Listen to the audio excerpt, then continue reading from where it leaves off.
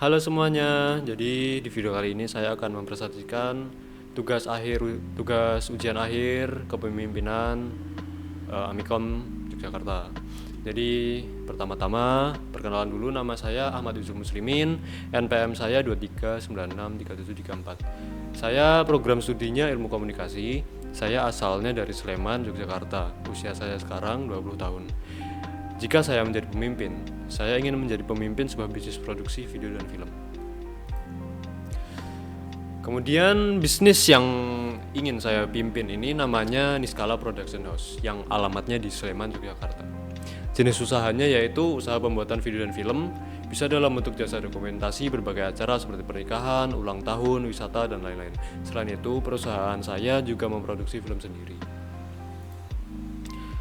Kemudian visi dari perusahaan ini yaitu menghidupkan ide, membentuk kenyataan. Maksudnya adalah perusahaan saya bertujuan untuk membantu klien mewujudkan visi mereka menjadi kenyataan melalui konten video dan film yang berkualitas.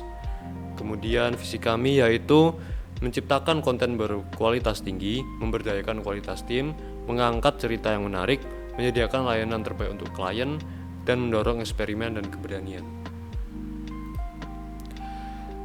Kemudian proses memimpin saya yaitu pertama, saya menentukan visi dan misi yang jelas seperti yang sudah saya sebutkan tadi. Kemudian merancang strategi bisnis seperti analisis pasar dan penawaran yang unik. Setelah itu, saya membangun tim yang solid dengan proses perekrutan, pelatihan, dan implementasi kultur atau budaya kerja yang baik.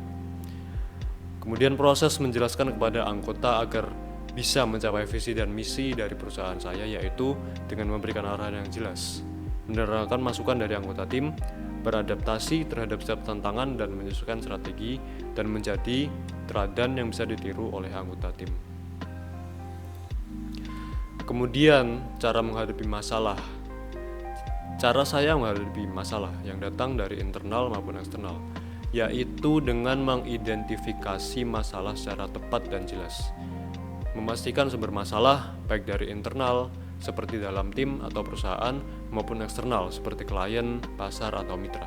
Contohnya, ketika ada konflik antar anggota karena jadwal syuting yang tiba-tiba berubah, maka harus mengevaluasi alasan perubahan tersebut dan atur strategi agar tidak merugikan semua pihak. Kemudian melibatkan pihak yang terkait. Contohnya dalam internal yaitu ketika ada anggota tim yang merasa beban kerjanya terlalu berat, maka didiskusikan untuk mencari solusi terbaik. Dan jika masalahnya dari eksternal, contohnya jika klien mengeluh tentang hasil akhir video, undang mereka untuk rapat dan evaluasi kembali ekspektasi awal proyek. Kemudian gaya kepemimpinan yang saya kira cocok untuk menjalankan perusahaan ini yaitu gaya kepemimpinan kolaboratif.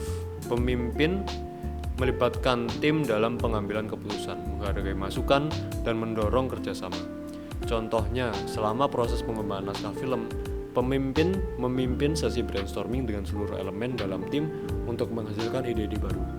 Saya memilih gaya kepemimpinan ini karena gaya kepemimpinan kolaboratif memiliki banyak kelebihan, terutama dalam industri atau lingkungan yang membutuhkan kreativitas, kerjasama tim, dan inovasi, seperti dalam perusahaan produksi video dan film. Gaya kepemimpinan kolaboratif mendorong kreativitas dan inovasi. Kolaboratif memungkinkan setiap anggota untuk memberikan kontribusi unik mereka.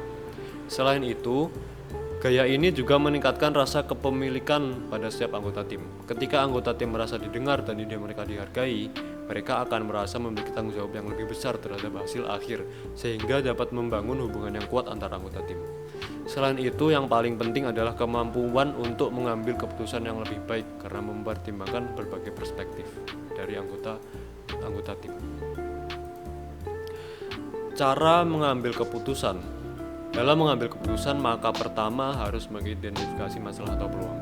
Kemudian mengumpulkan informasi yang relevan dengan masalah yang ada. Lalu melibatkan tim yang tepat untuk mendiskusikan dan mencari solusi terbaik dengan menggunakan metode seperti analisa SWOT atau cost benefit analysis. Implementasi. Nah, jadi yang bisa saya implementasikan setelah belajar kepemimpinan yaitu menjadi pendengar yang baik dalam lingkungan keluarga dan teman. Selain itu, saya juga mampu berpikir dengan strategis dan logis dalam menghadapi berbagai masalah yang ada dalam kehidupan. Belajar kepemimpinan juga mengajari saya untuk selalu bertanggung jawab dan berani mengambil resiko. Terima kasih sudah menonton video ini. Semoga Anda terinspirasi untuk menjadi pemimpin yang baik.